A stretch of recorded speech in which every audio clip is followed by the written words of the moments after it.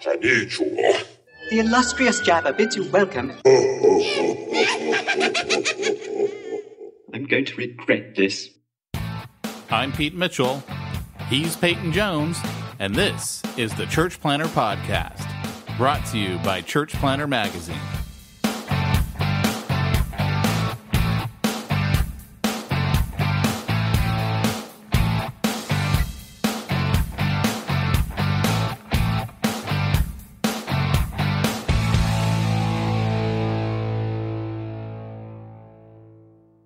Did you know that 98% of people say that they would attend church if invited by a friend, yet only 2% of churchgoers say they're actively inviting? Reach was started to change this stat to give people a better way to invite. Reach equips congregations to invite friends in a powerful and scalable way. For every check-in on Facebook and tag on Instagram, a donation is made to a kingdom-building cause. More people hear about church from their friends, and more good is done around the world. It's that simple. Reach is offering a special promotion for Church Planter Podcast listeners. Get your first month free. To get started, just visit Causley.com/reach and sign up using the promo code podcast. Oh, Church Planter, welcome to the Church Planter Podcast, or as Peyton called it in our interview, Church Planting Podcast. Well, it goes both ways. It does. It does. We actually have a phenomenal interview coming up for you in this show. And we're going to do a little crossover episode, and we're going to actually put that on Hardcore Church Planting as well, because it was such a great interview. I mean, it was such a cool strategy. Had to do with Reach, Causley.com, Reach, that whole commercial you just heard has to do with them. Once we actually interviewed them, we were like, wow, man, there's a lot more to this than what we thought. It's kind of cool. We were actually like, we got to redo their commercial because they're way cooler than they sound on that ad. We were like, we got to redo it, and I think we need to have this going in our church that neither one of us are planting right now. So And wait a second, right? Like, not only that, but wouldn't you know, the first time we actually get an ad like in the can, pre-recorded, we just got to go redo it. I know, right? That's why we don't do these things. I know. But so basically, we get to do a little bit of smack talk before we get into that interview. And for my smack talk, I got to start it off, man. Okay. I saw a movie this past, I guess it was Sunday. One of the best movies I've seen. What? Yeah, it was. I know. Wait, I know the movie. Wait, now I can't remember the title of it. Hold on, I gotta look it up. I know the one you're talking about. Somebody, I think it was the one Alan Hirsch said that he couldn't stop crying after he saw it. Was it that one? I did cry in this movie, and by cry, it was the same one. I mean, I didn't. Karate Man. We so need that clip. Karate Man, well, don't bruise on the outside. He bruised on the inside, so you can't see that. Your job is to get me the sound bites. It's what I do. I still need Doc Brown. We need to ask Barry if he's got Doc Brown, because I don't have Doc Brown. If you guys want to send us sound bites, you can. And not only that, leave us a review. If you've never left us a review, leave us a 5-star review. Yeah, if you're going to leave a 1-star or a 2-star, I'm going to hunt you down online and you don't want to mercilessly make you feel just like I do when you give me a 2-star review. Hell hath no fury like Pete Mitchell. I'm just going to say, 1-star review. When you treat unto Pete, he's going to treat you that way back. That's all I'm saying. Yeah. That doesn't sound like the Bible. Wait a second. Did I mess that up? Yeah, I remember having a conversation with you early on about we'll work with all these guys, church planting, this and that. And if they cross us, we'll crush them. We said that about so many other people who sell to the church planter market. That's all right. I'll crush them. Yeah, that was our little private joke to ourselves whenever somebody would be less than nice in the world of church planting. And, that did happen. So here's the movie. The movie is called Wind River. Yep, that was the one. It made Pete cry. Yeah, it's that good. Do you even know anything about it? Have you seen a trailer? I watched the trailer. Oh, did you? Okay. And it looks like you're horrified, you're scared. It doesn't look like it's going to make you cry. You are making that up. You didn't see the trailer. I swear to you, Alan Hirsch said he couldn't talk to his wife for ages because, hey, me and like thousands of others are friends with Alan on Facebook. You know, it's like he shares these things with us. And he said he couldn't talk for like an hour afterwards. He was moved. Are you serious? I swear to you. Maybe he saw something else and like thought he was seeing Wind River. Wind what? Wind Ruffer. I don't know. It came out. I see that kind of steals all my thunder. I didn't know. I thought I was like the lone guy out there who saw the movie.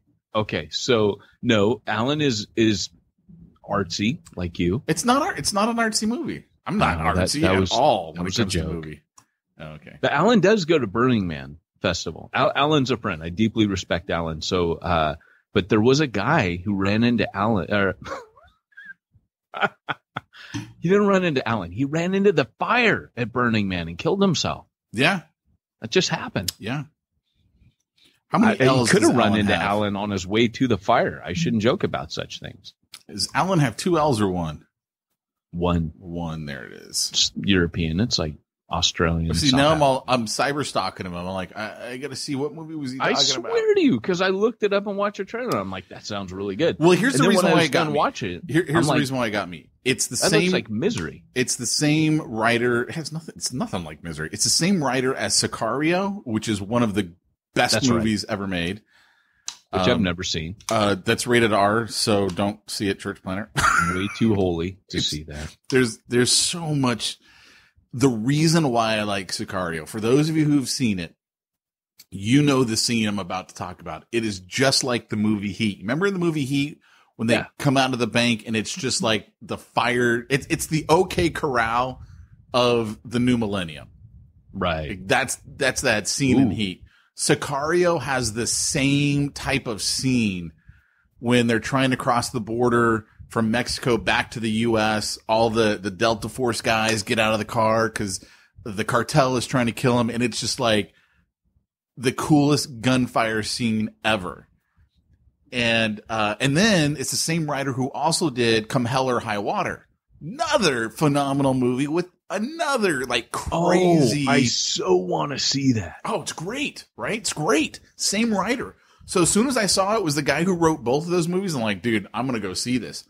So Hell or High Water, right? Like that looks so much like No Country for Old Men. Yes. Have you ever seen that? Yeah, but better. It's better. I read the book, man, because I'm a fan of that dude. He wrote The Road. He wrote that. He wrote another one. They should really turn. They should really turn that into a book.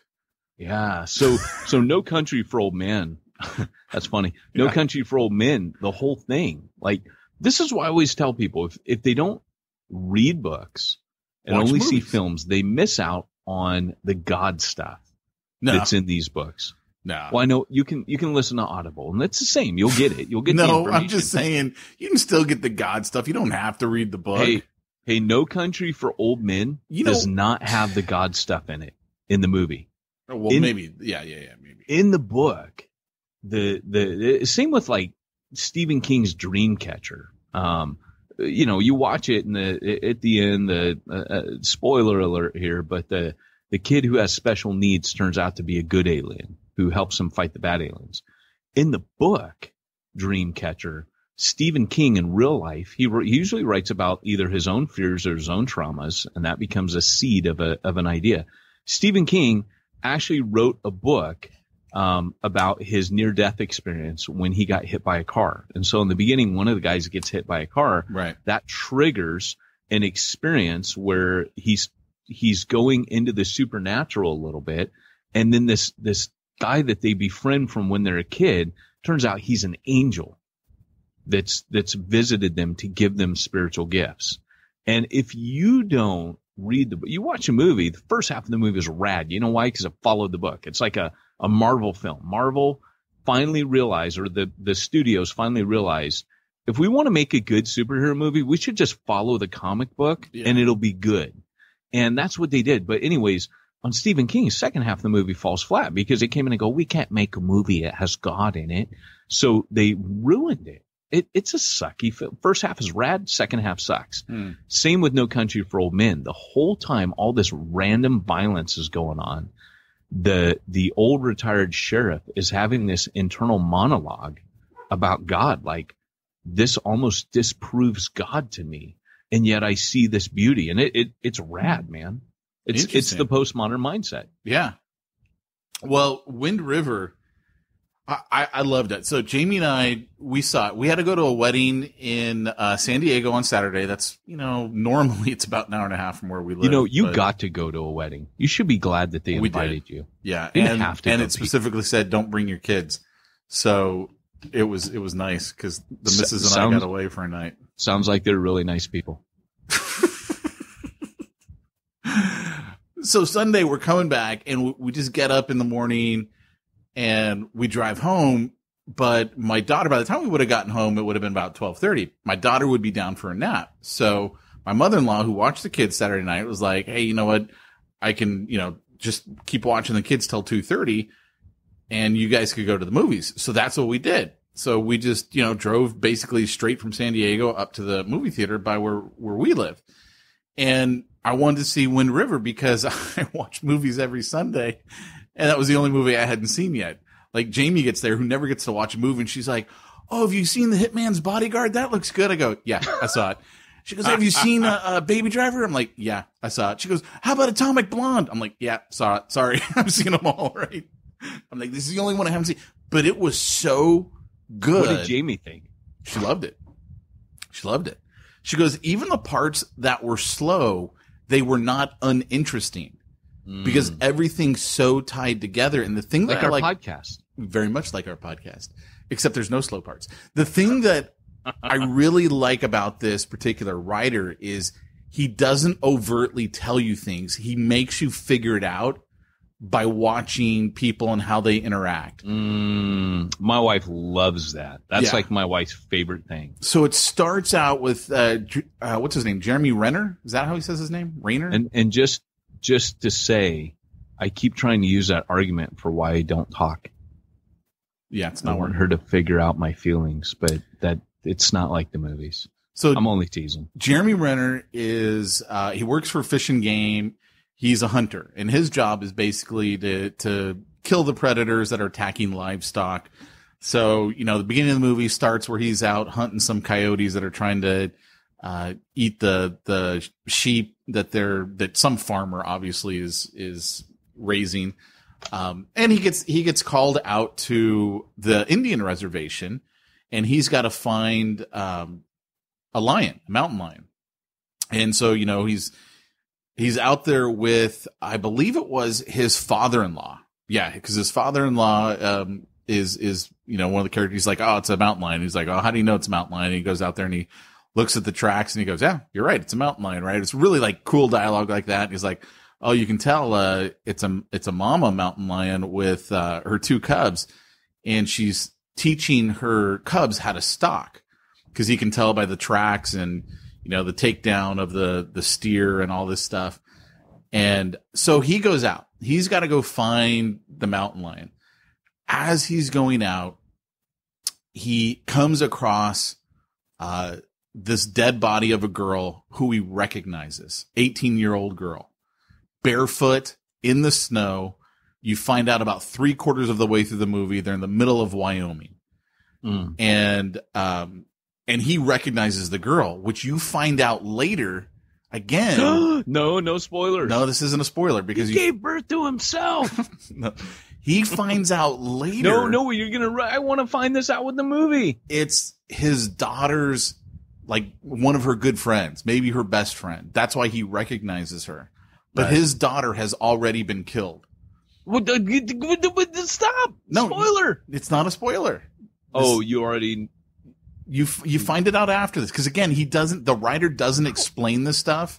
Yes, but now you're ruining it for me. No, because I won't ruin the very best parts. No, you gotta let him take us on a journey. No, I am taking you on a journey. I'm getting to the you gotta let him take us on a journey. I am getting to the point of why it's such a good movie. This is the lesson. This If is you're the really first good friends 10 with minutes Pete, of the see movie. with Pete. Yeah, because on A Sixth Sense, it's like, you know, the kid, he's there, but Bruce Willis isn't there. No, don't tell me. No, I'm not going to tell you how that's true.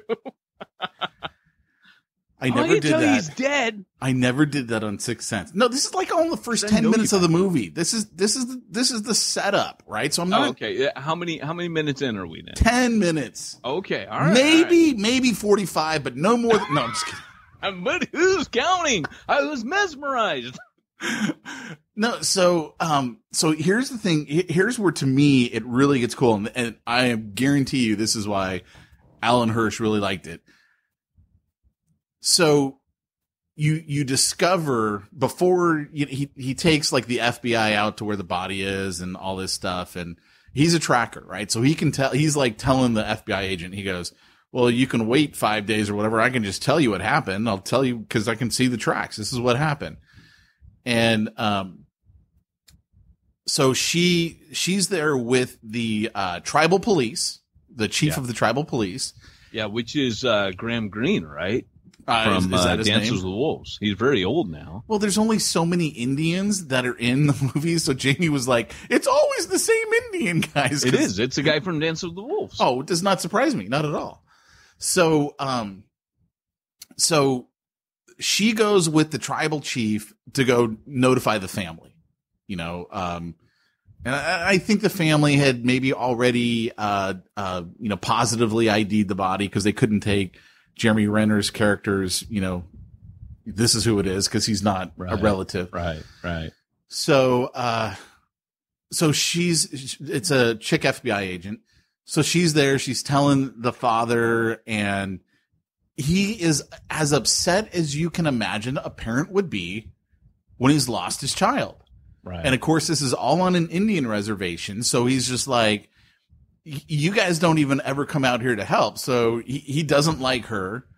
She's like saying things that are in her mind totally okay, but are totally rude if you're a father who's just lost his child. Right. And you just see like, they're knocking heads. Well, Jeremy shows up, knocks on the door, and the dad goes over, opens the door. And as soon as he sees him, he just throws his arm around him and starts crying. The Indian, right. The father. And it's, you don't know at this point. So this is a spoiler, but it's not a big spoiler. You don't know that Jeremy's daughter and his daughter were friends, but that's how they knew each other because they were friends. And so he knew that Jeremy had already gone through the loss that he is now going through. And that's why he is just breaking down and crying. And Jeremy is like giving him some of the best advice he could give to someone who's just had this loss and goes through it. So I'm not going to get into the rest of the movie because the rest of the movie is really good, but the very end, this is the stuff. And I was telling this to one of my assistants, Wayne. I go, man, the end of that movie, it shows this is what a friend is supposed to be. This is what a friend is supposed to do. And just how he handles himself. Did it make you think of us? Well, I really hope neither one of our daughters dies. So no, it actually did not make me think of us. Man. But it was like, it's such a traumatic thing that both of these fathers went through. And like, he even had like this one great line, cause the Indian has got a son and his son's been a druggie and stuff like that. And his son finally reaches back out to his dad. And the Indian's like, it's been like a year since my son has called me. Cause his son's going through it, right? Cause his sister's dead. His son's going through it. And Jeremy's character, man, I can't remember exactly how he said it, but he's like something along the lines of, you're going to have to be really patient with him because, the young, they don't have the experience that we have in dealing with, heartache and sorrow.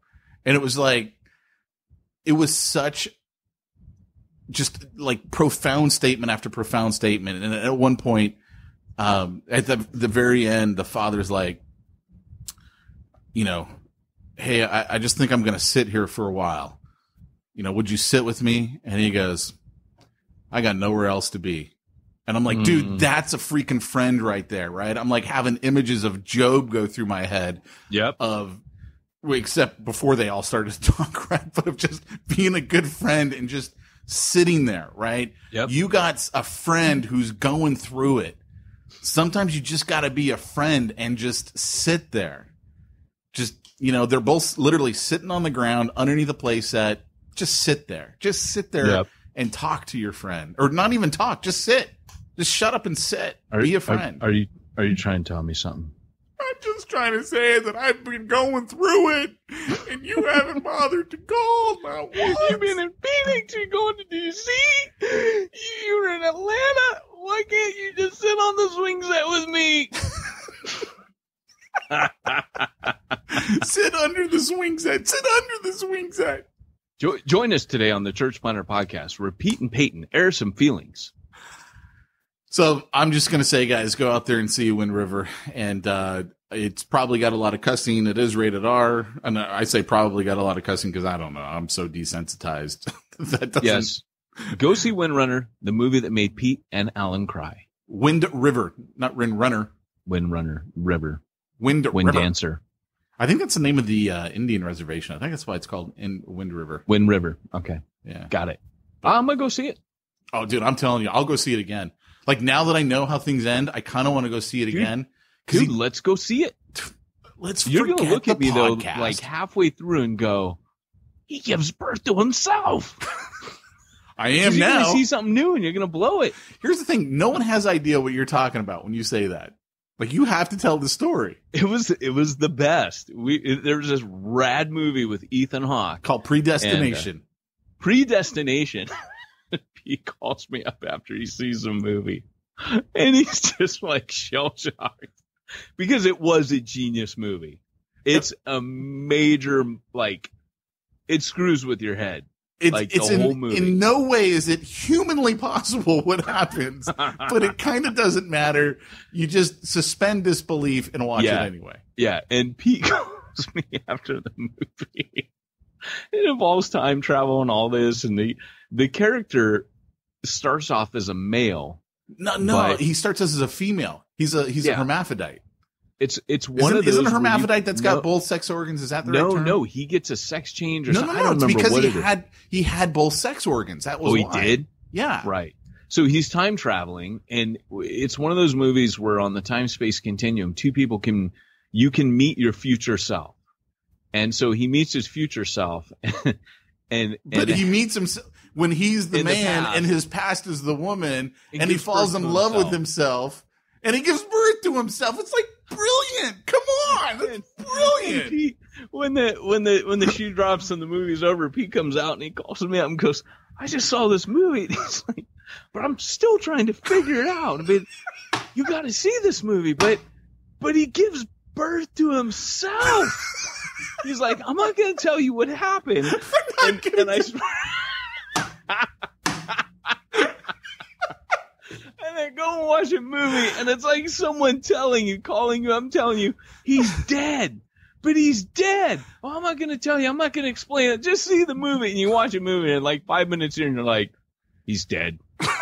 So I'm like, dude, you ruined an epic movie for me. What happened, I didn't call you on the phone. It was on Facebook, and I put right before the Facebook post, spoiler alert. I started it out by saying, I'm going to tell you what happens on this. Yeah. But yeah, now Stephanie's really like, are they really saved? They're talking about. We're saved all right. But I will say this, and we're going to tell the full story next month, actually. Well, I shouldn't say the full story. We're going to tell a lot of the story. But been using movies to relate the gospel to people. I've been doing that. It started with a buddy of mine who's not a Christian. At least he wasn't at the start of this. And he said to me in passing, he goes, "Yeah, I really liked Superman versus Batman because of the dialogue." And I didn't even remember this part in it. But part of what Batman's, big problem with Superman is he goes, look, he could annihilate all of us. He's all powerful. He can do anything he wants, and there's nothing we could do about it. And he's like, I just like that conversation of, what do you do if you've got an all powerful being and there's literally nothing you could do to stop him? And I was like, oh, dude, that's an in to talk about God. So I literally had to go back. I took it upon myself to go back and watch Superman versus Batman so I could have this conversation. And at one point in our conversations, I was like, well, it's kind of like Superman versus Batman. Batman's like, what do you do when you got an all powerful being? You could do anything he wants and we couldn't stop him. I go, we see how Superman did it. How does God do it? God's all powerful being. If he wanted to do anything, nothing we could do to stop him. He's God. So what does he do? He kind of, I don't want to say he steps back, but he kind of steps back and just says, look, I'm going to lead you guys to me. If you want to accept me, you can. Yep. You can always reject me. That's so good, dude. And not only that, like how Paul trips out in Philippians 2, where he humbles himself and allows us to kill him. Like that's nuts, dude. Yeah. The gospel is so nuts and so not invented by man. Like, never been a religion that anyone's invented that's like this. Right. Yeah. So, so I go and I watch these movies to see how I can relate them to the gospel. It's missional research. That's such a lie, by the way. I go and watch movies because I like the movies. Yep, me too.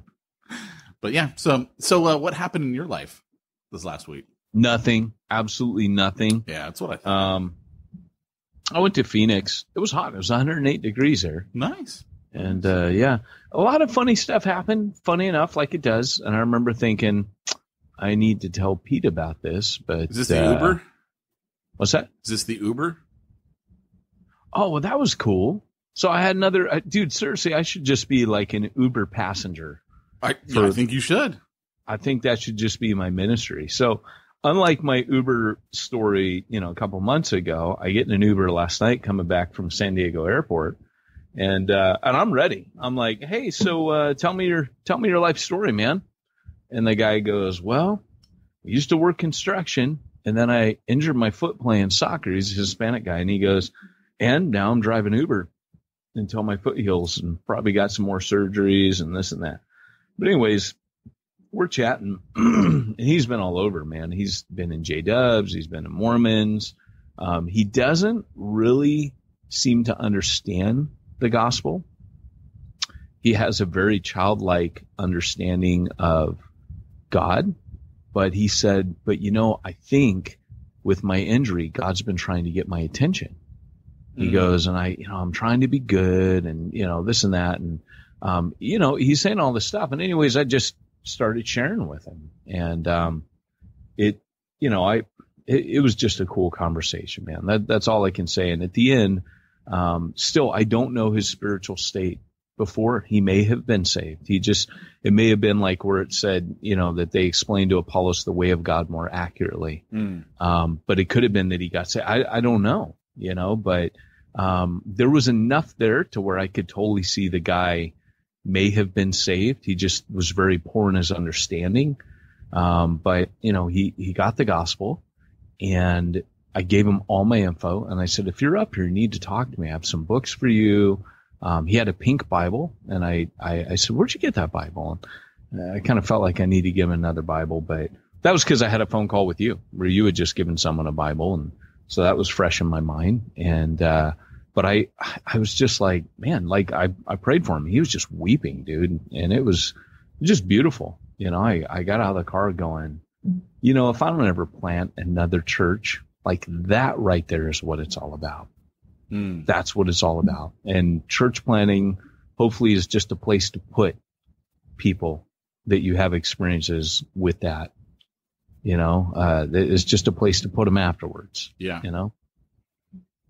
Yeah. So anyway, guys, we've got a great interview that we're going to plug in right now because it was a really good interview and we want you guys to hear this and really listen to it because I think it's a phenomenal way to get your church on mission? Yeah. And that's obviously what we've been talking about the last few weeks, is getting your church on mission. So with that, let's go ahead and play up that interview. Yeah. So we have Jeff Presley from Cosley.com. Jeff, welcome to the show. And are you related to the king? Thanks, guys. I appreciate it. And I knew that would be the first question. I get it all the time. As a matter of fact, when I married my wife, she went from being Cunningham to Presley. And I said, believe it or not, you're going to get this question the rest of your life. She doubted me until like the first week. She was like, you know what? You're right. So long story, but yes, we are related, but not close enough. Yes. Not close enough to get any sort of inheritance. Listen, I couldn't even get into Graceland for free. Show the driver's license. No way. Show the driver's license. They don't care. They've seen plenty of Presley. So 5% off at the gift store? Not even that. They don't care. They don't care. But yes, because my dad and his brothers and sisters got it so much, my aunt finally decided we're going to figure this out because we can't answer it. So she dug through marriage licenses and birth certificates and all that. And sure enough, there's a common father. It goes back to Andrew Jackson Presley, believe it or not. Way. Yeah. So, dude, pretty cool. You know what? That's just cool, though. You got bragging rights. That is worth more than anything else. I mean, I am using that as a promo for the podcast. We've got a relative. Listen, I'm going to make it even sweeter. So here's what you say. And I'm also related by marriage to Nicolas Cage and Michael Jackson. What? Right? At least at some point I was. By Holy marriage. Cow. Man, So we need to do this, Pete. This is like when you go to the medium and they tell you related to other people in your past life. Oh my God. I was at Thermopylae. I was a Spartan. Okay, now he's really worried about what our show is all about. Thanks for doing that one. He is. Cosley.com is one of our sponsors. So we better get into this, therefore. We never behave. But no. Should we behave? We should. So, Jeff, here's the first question for you. One of the things we always like to ask people when they first come on the show is tell us your story of how you came to faith and how you got running this company that you're running, and we'll get into what you guys do in just a minute. Sure. Okay. Yeah. So, I've been going to church all my life. I grew up in the church. Very fortunate. I consider myself very fortunate. Mom and dad took me to church. It was one of those stories where, we were Sunday morning, Sunday night, Wednesday night, and any other time something was going on at the church. So honestly, it's basically all I've ever known was church life.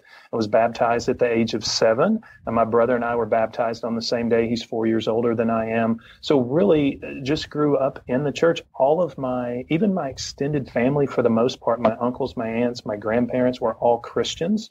And so while I say it was natural to become a Christian, it was something that I remember wanting to do. It was definitely was a decision. There was no pressure there. My parents were great about that. So since an early age, I've been a Christian. I've been around the church. I've been in the church. I even spent 10 years working in a local church here in Lexington, Kentucky. I was at Southland Christian Church for 10 years.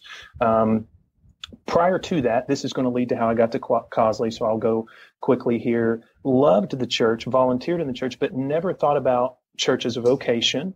So I went to undergrad, got a business degree, was doing some marketing work, and volunteered at my church. And I kept volunteering. They would give me more responsibility. And finally, I remember the day they said, Jeff, you're going to do this until we have to pay you to do it. I laughed it off. And then that's exactly what happened. I went to seminary for 2 quick years, got a leadership degree. They created a position and hired me. I was there 10 years. Through that time, I enjoyed it. I loved it. It was great. But towards the end of that 10 years, I just felt, a desire to go back into, they call the marketplace. I've heard Bill Hybels kind of coin that phrase a long time ago. And so my heart was just starting to open back up to the marketplace. And here at Cosley, I had an acquaintance who was working here, and he called me and he said, Jeff, we work with churches all the time. You have a background in marketing and things of that nature. Would you ever consider coming to work for us? And I was like, funny thing, I've been thinking about that a lot lately. So that's how I ended up here. I was in, marketing and business 10 years in the local church, and then now I'm at Cosley. So I don't necessarily run the place by any stretch of the imagination, but that's how I ended up here. That's the long and short of it. Interesting. Yep. Let's get down to the nitty gritty. All right, Jeff. I really, if Nacho hadn't kind of set me straight there, I was going to have you sing a couple bars just to really test out that pelvis connection. Yeah. You do not want that. But instead, I'm going to ask you, so Cosley, you guys have been a sponsor of the Church Planting Podcast. So that leads me to believe that you're something church planners are going to want. Tell me a little bit about Cosley. What do you guys do?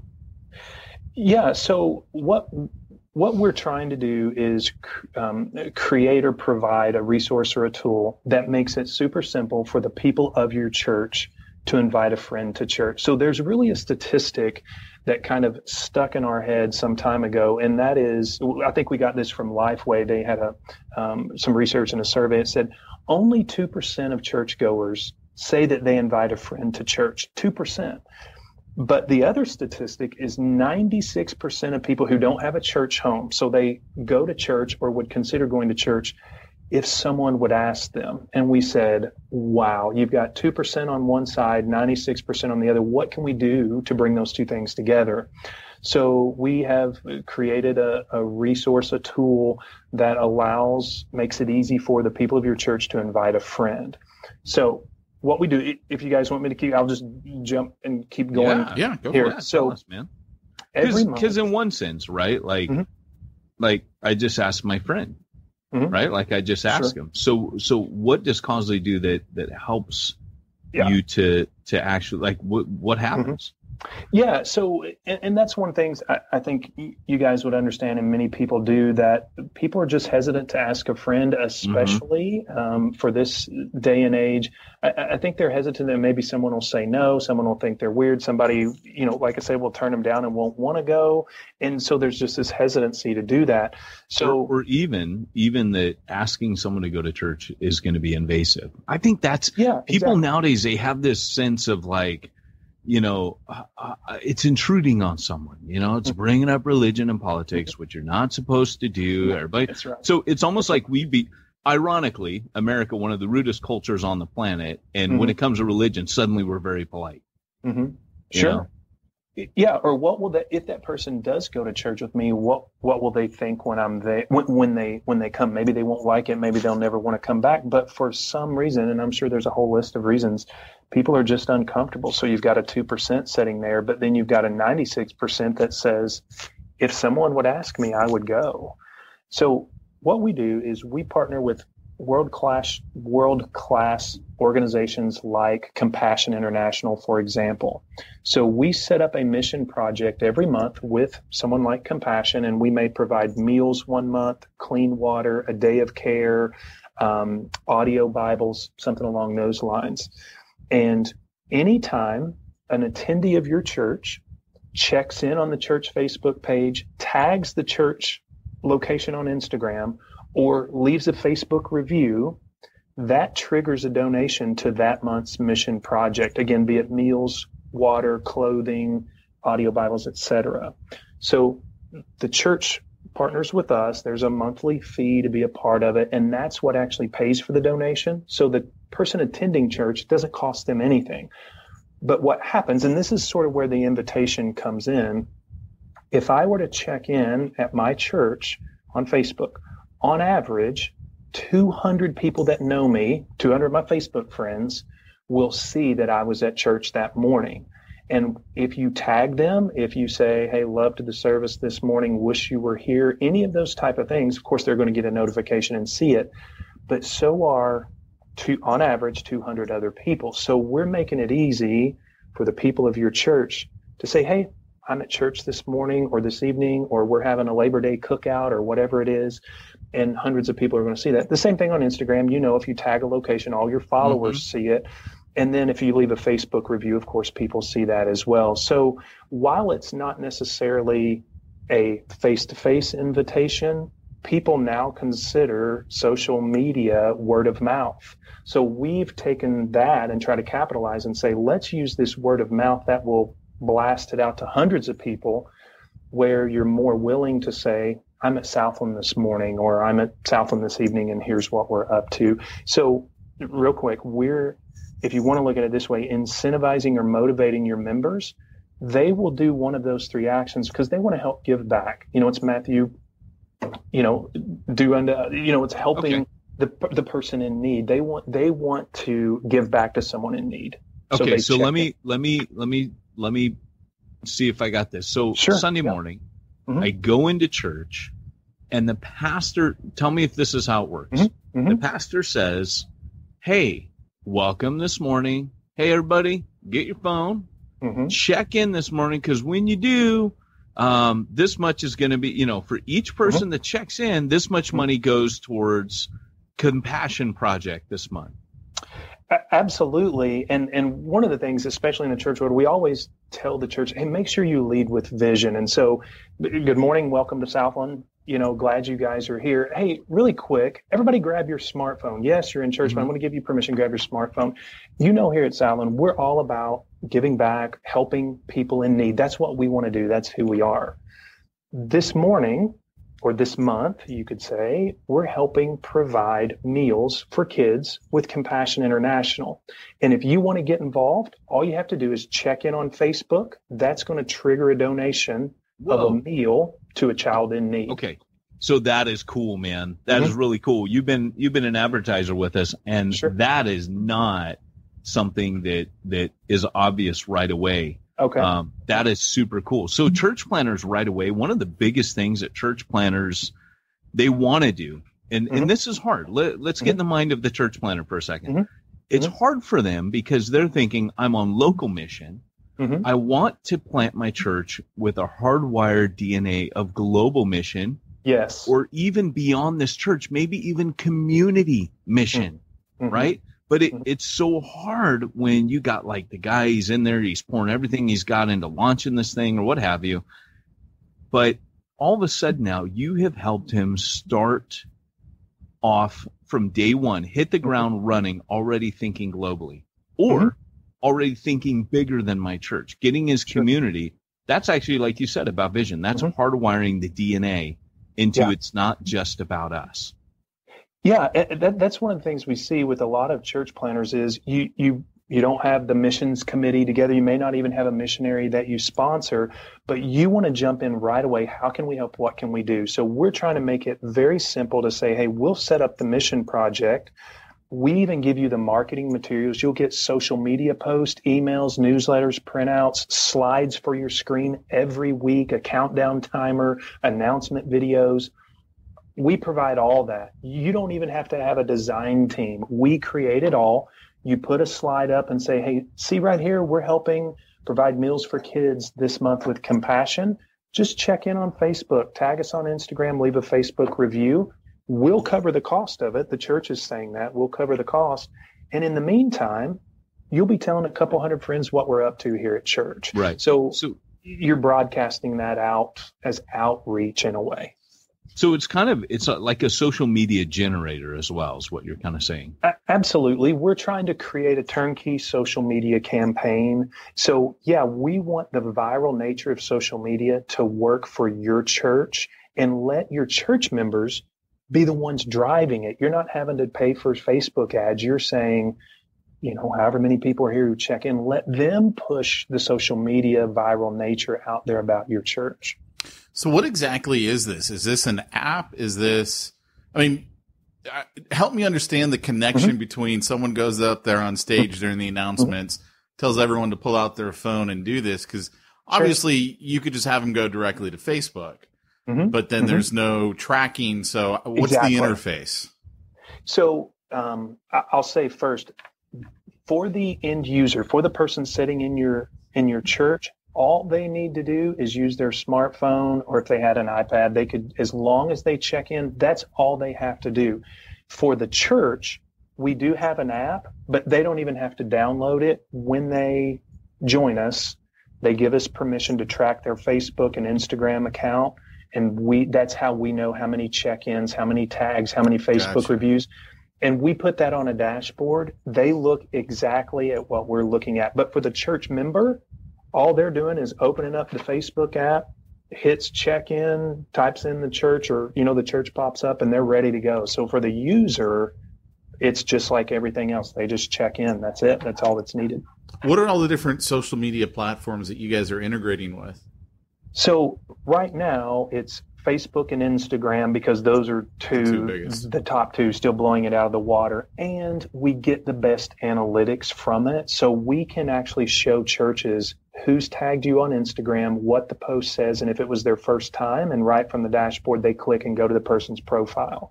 We can show them likes, check-ins, impressions from check-ins, Facebook reviews. So we've narrowed it down to those three things because we get the best data and analytics, and you get the best reach. So that's why we're going after those three things. How long have you guys been doing this? A couple years now. Yeah, we're probably working with over 700 churches. We've been doing it for a couple of years, and it's just kind of taken off. So we're still loving it. I mean, my heart's been in the local church. My partner, Drew, his father was a minister at Willow Creek. His brother's a worship leader. His sister's a church planter. So for us, it's just a great way to bridge the two together. Tell me, Jeff, can I call you Mr. Presley? You can if you want. Tell me, what are some of the stories of people that have used it? Like, what are some of the testimonies that you've heard? Yeah. So one of my favorite, and this is one from a while ago, but it really sticks out. So it was a church plant. We work with churches of all sizes, but really church planters is a heart of ours. This guy, he was in North Carolina, moved in, and it wasn't the lead church planter, it was someone on his team. They had reached out to their neighbors, their next door neighbors. They would have a barbecue, a cookout, the kids playing in the backyard. They would invite the friends over, but the neighbors knew that they were with this new church plant. They were very resistant, standoffish. Later they found, they were afraid they were going to get invited to church or something. They just didn't want anything to do with the church. True story. The couple that lived across the family, I should say, that lived across the street from these two houses started checking into the church. And the neighbors who wanted nothing to do with the church saw these check-ins, saw what was going on, and thought, hey, these guys are pretty good. They're giving back. They're doing good.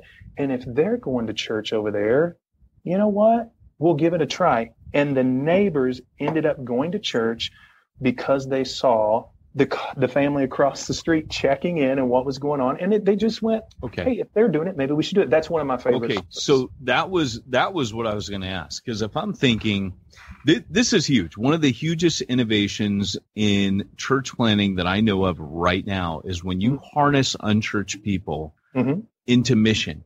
And because my theory is that the more that people see Christianity in action or on mission, the more the phenomenon in Acts happens, where it says, and they grew in the esteem of the people, and the Lord added to the number of those being saved daily. So the idea is when you grow in the esteem of the community, when they see you feeding the poor, when they see you doing all these things, it paves the way for the gospel. It will never replace the gospel, but it opens up like that story you just told.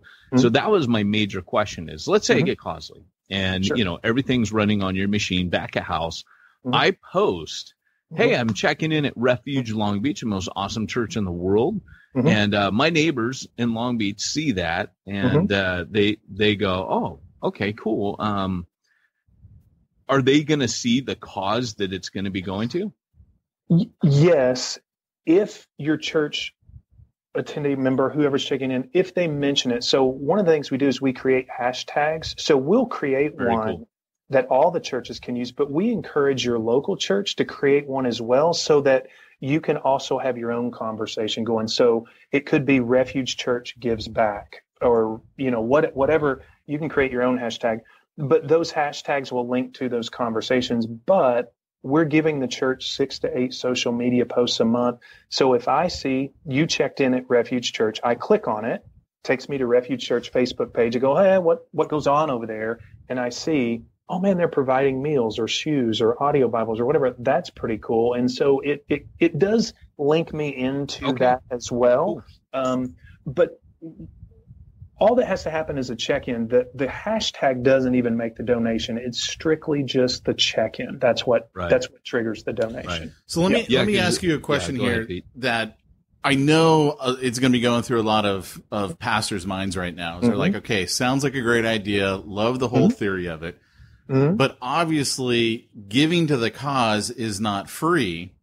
The church is clearly paying a fee. However, how much is being provided? And what I mean by that is, like, no one's going to want to stand up there and be like, hey guys, every time you check in, we're giving 1 penny towards a meal towards this family over here. But at the same time, you can't be like scaling it to the point where it's like, oh, you know what, that one thing took care of this, poor little child for a whole, the whole $20 a month. So what I'm getting at is, how do they know and how do they communicate to the members of their church?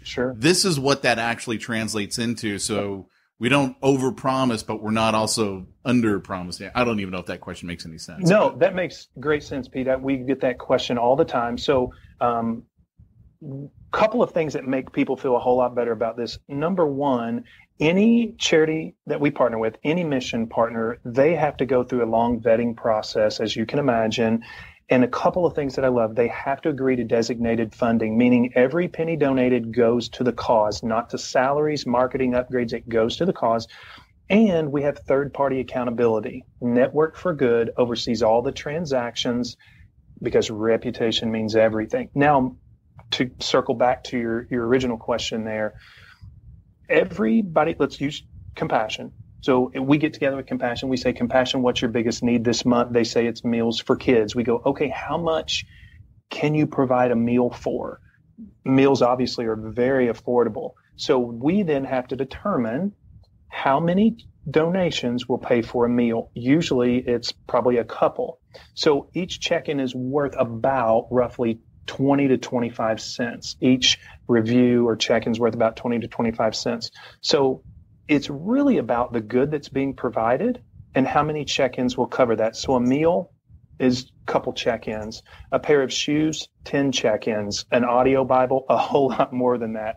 But we can provide a week of clean water for one check-in because it's going towards a filtration system that's going to last a real long time. So it's always with the mission partner, what is the good, quantifiable, tangible good that people can associate with? How much does it cost? And then we say, okay, this many check-ins will provide it. So could a church then, let's use the meal as the example. 2 check-ins equals a meal, ballpark.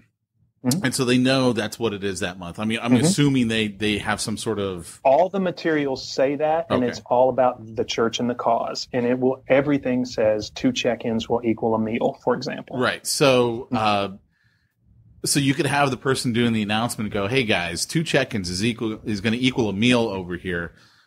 Let's go ahead and let's make sure that you're going to do 2 check-ins this month minimum. But then let's also do a special little, hey, why don't you write a check for another $5, whatever. Let's give an additional amount to this cause to really get the church, on mission together and pulling behind a certain thing. I mean, are they able to do that and then link up with you guys and go, hey, here's some extra funds we want going towards this? If somebody wanted to do that, absolutely. What we believe and we have seen is these small, if you want to call them micro donations, these small habits of generosity, there is a component of feeling good about it. And so we believe and have seen when your people get in the habit of giving back and it doesn't cost them anything, when you come and ask them to put skin in the game, they're much more likely to do it. So what we encourage churches to do is if let's say we're doing shoes for kids with Haiti Partners, that's one of our mission partners. What if you guys, for that same month, did a shoe drive where people brought in shoes and you donated it to the local Salvation Army? People are much more likely to jump on board. Or let's say we're doing clean water for families, and you guys are about to take a mission trip to Mexico, and maybe you want to install a well for a church. People are much more likely to jump on board because they've experienced, we call it social joy, the social joy of every week celebrating. We provided meals, we provided shoes, we provided water. Now you're saying, come with us to Mexico. Let's do a shoe drive. Or let's write a check for Hurricane Harvey. they're much more likely to jump in. That's rad. Well, man, look, that makes a lot of sense. And I actually think this is really good. What kind of pricing breakdown are we looking at? Yeah, great question. So we have 3 packages. They're feature-based, and your donations are included. We did a fixed expense because we learned early on churches hated variable amounts because they can't budget for it. So we created fixed expense. Donations are included. So we start at $99 a month. There are no contracts or commitments. As long as you want to keep going, you keep going. Stop at any time. So it's $99, $139, $199. So that's what we're looking at.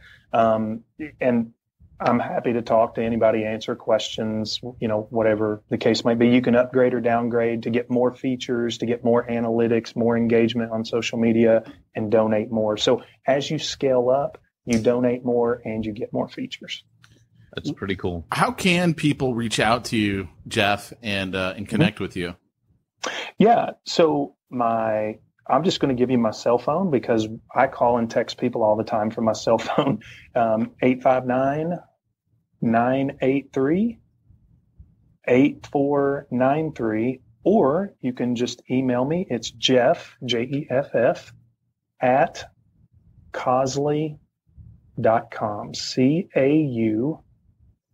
CAUSELY.com.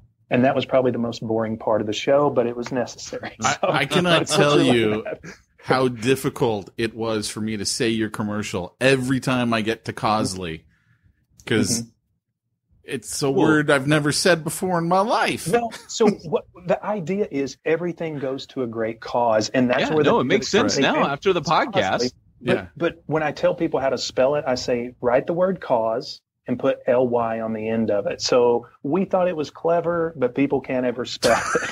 But that's what it is. It's the word cause with LY on the end. So it was clever in when you're thinking it up, but then it's terrible for people to spell.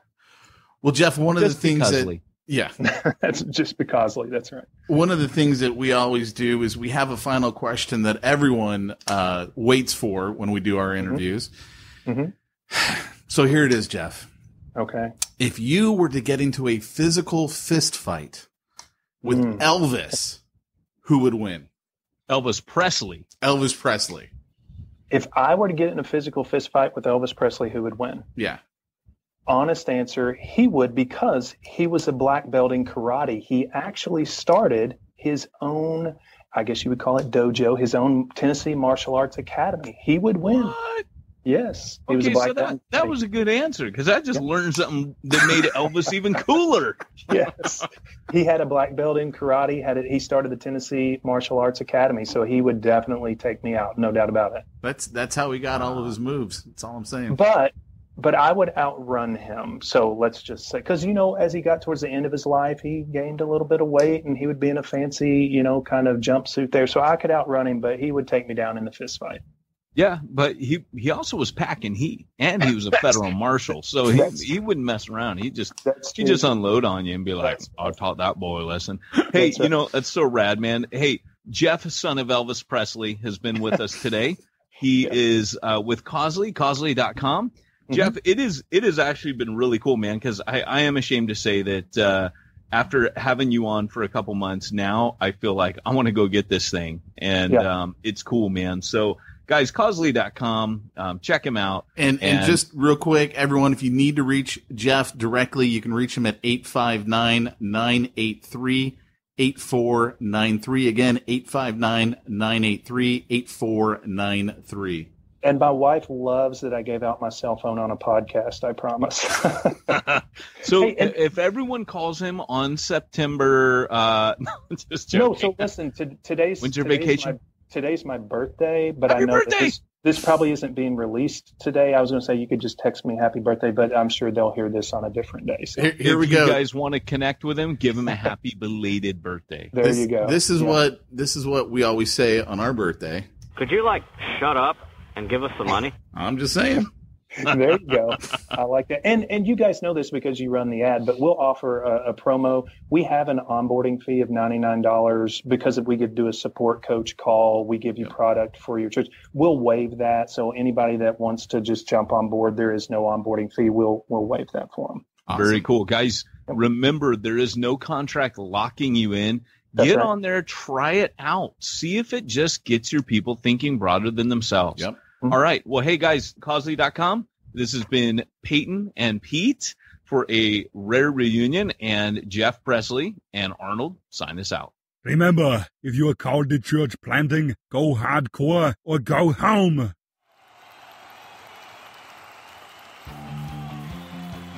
Thanks for joining us for another weekly episode of the Church Planter Podcast with Pete Mitchell and Peyton Jones. We'd love to hear your comments on this episode of the Church Planter Podcast. Visit us online and let us know what you thought at churchplanterpodcast.com. If you subscribe to us via iTunes and have enjoyed the podcast, leave us a positive review. The more positive reviews we receive in iTunes, the more iTunes will promote us to other church planners who would benefit from this show. This podcast is brought to you by the Church Planter Magazine, which is available in the iTunes newsstand or online via churchplantermagazine.com.